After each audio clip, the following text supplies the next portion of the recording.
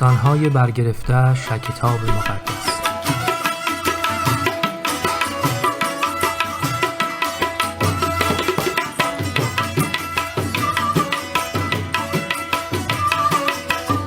داستان عیسی مسیح بیش از 5000 نفر را خوراک داد.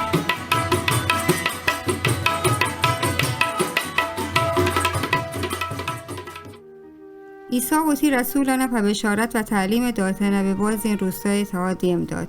زمانی که آبر گشتند عیسی را شبوتی کاران که گرتتند آگاهش کرد و بعد عیسی آوان به خلوت مکانی به دریاچه نزدیک برد تا کمی استراحت کنند.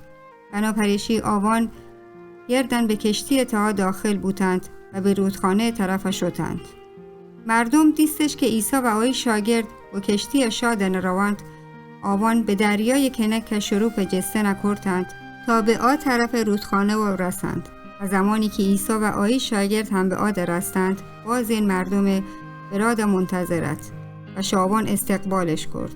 جمعیت بدون حساب کردن جنین زاگان و زاگان حدود 5000 و مردین زاگان حتتند.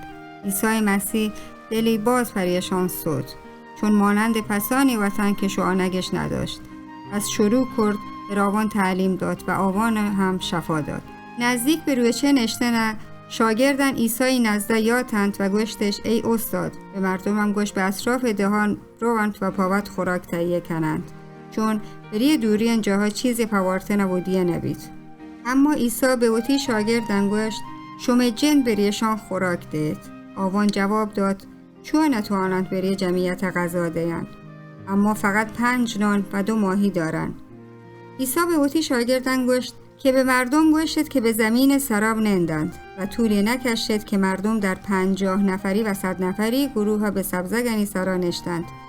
سپس عیسی 5 نان و 2 ماهی به وتی دستانی تها گفت به آسمان سیل کرد و خدا را به قضا و شکر کرد و غذا را برکت داد.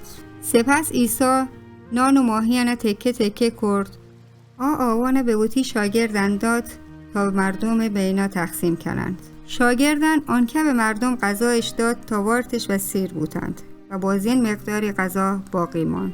بعد شاگردان شخورده نانن و پسماندهان 12 سبد جمع آوریش کرد گرد یک غذا 5 نان و 2 ماهی برکت گفتد.